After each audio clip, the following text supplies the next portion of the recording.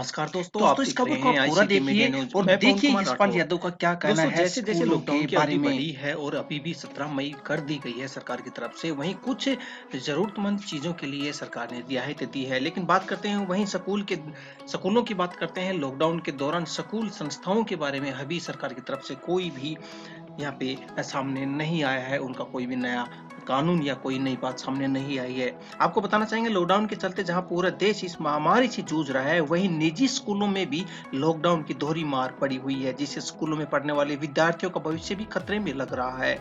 हालांकि सरकार ने लोगों को थोड़ी राहत जरूर दी है, लेकिन स्कूल कॉलेज को कोई आदेश नहीं दिया है, जिससे ये साफ है कि विद्यार्थियों के भविष्य में अड़चनें पैदा हो रही है। इससे न तो बच्चे स्कूल में दाखिला करवा पा रहे हैं और न ही पढ़ने के लिए किताबें खरीद पा रहे हैं। हालांकि कुछ स्कूलों में ऑनलाइन क्लासेस लगानी शुरू कर दी है, जिससे बच्चों का भविष्य खराब न हो। सोहना के मरुतकुंज में हरियाणा के शिक्षण संस्थान संगठन के प्रदेश अध्यक्ष यशपाल यादव ने सोशल डिस्टेंसिंग का पालन करते हुए फोन कॉन्फ्रेंसिंग के जरिए स्कूल संचालकों से बातचीत में की, जिसमें मॉडर्न कॉन्वेंट स्कूल के संचालक अमित कुमार व सीडी स्कूल के संचालक यशपाल यादव, स्कूल चेयरमैन रेखा यादव ने अहम भूमिका निभाई। फोन कॉन्फ्रेंस के जरिए सभी स्कूल संचालकों ने पूरा सहयोग किया। वही यशपाल यादव का कहना है कि स्कूल बच्चों को ऑनलाइन शिक्षा दे कर अपना कार्य बखूबी निभा रहे हैं। सभी अध्यापक ऑनलाइन शिक्षा देने में लगे हुए हैं। पूरा सिस्टम बनाया हुआ है, जब तक लॉकडाउन नहीं खुलता है तब तक बच्चों को ऑनलाइन शिक्षा मिलती रहेगी। यशपाल यादव का कहना है कि सरकार ने हमें आदेश दिया है कि स्कूल संचालक 1 महीने की फीस ले सकते हैं, लेकिन 1 महीने की फीस भी हमें नहीं मिल पा रही है। लेकिन हमारा खर्चा हद से ज्यादा बढ़ता जा रहा है, क्योंकि जो अध्यापक मेहनत कर रहे हैं उनकी सैलरी मिलनी तो लाजमी है ही। हो सकता है लॉकडाउन में अभिभावकों के पास पैसे ना हो, ले इसलिए वो फीस नहीं दे पा रहे हो। उन्होंने कहा कि हम सरकार से अनुरोध करते हैं कि ऐसे समय में, ऐसे हालात में सरकार को अध्यापकों व स्कूल की मदद करनी चाहिए। स्कूलों को सरकार को कोई अनुदान या ऋण देने, जिससे स्कूल के अध्यापकों की सैलरी आसानी से निकल जाए।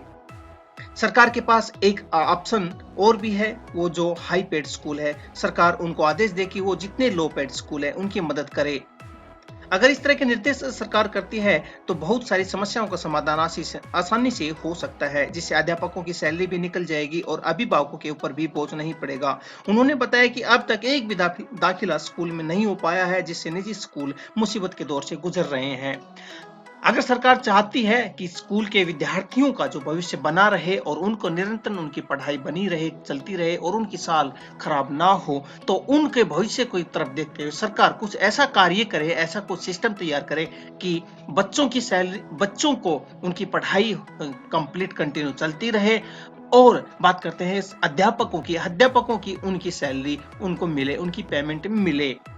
आपको बताना चाहेंगे ज्यादातर इस दौर के अंदर मीडियम क्लास के लोग जो हैं वो इस दौर से गुजर रहे हैं। उनके पास में खाने पीने की वस्तु या फिर बात करते हैं उनके पास में पैसे की जो बहुत ज्यादा परेशानी हो रही है, कि ये भी एक समस्या उनके साथ में भारी बनी हुई है। दोस्तों इस खबर को आप पूरा देखिए और देखिए यशपाल यादव का क्या कहना है स्कूलों के बारे में। सोहना से भगवान सिंह की रिपोर्ट। देखिए, इसमें तो कोई संशय नहीं है कि सभी के लिए बड़ा मुश्किल का दौर है। यह आपातकाल जैसी स्थिति है। इस समय पैसों का आदान प्रदान बिल्कुल खत्म हो चुका है एक तरह से। इसमें स्कूल बड़े असमंजस में है कि स्कूलों के पास फीस नहीं आ पा रही है और स्कूल के टीचर ऑनलाइन एजुकेशन दे रहे हैं, लगातार लगे हुए हैं अपने मिशन में कि उनके बच्चे का कोई लॉस ना हो जाए किसी तरह से। इसलिए वो बच्चों के पीछे लगे हुए हैं ऑनलाइन एजुकेशन देने के लिए। तो दूसरी तरफ पेरेंट्स की हो सकता है कि उनकी अपनी दिक्कतें रही हो, उनके पास पैसे नहीं हो, फीस जमा कराने में सक्षम नहीं हो, तो इसमें वो फीस नहीं जमा करा पा रहे हैं इसके चलते हुए। तो मेरी सरकार से ये मांग है कि सरकार स्कूलों की मदद करे। स्कूलों को या तो वो अनुदान दे कि अध्यापकों की सैलरी दी जा सके, क्योंकि अध्यापक लगातार काम करने में लगे हुए हैं, तो उनकी सैलरी उनको मिलनी ही चाहिए। उनकी सैलरी अब तक नहीं दी गई। बहुत सारे स्कूलों ने सैलरी अब तक नहीं दे पाए क्योंकि उनके पास बजट की कमी है, सैलरी इसलिए नहीं दे पाए। तो सरकार या तो स्कूलों को अनुदान दे या फिर उनको लोन दे।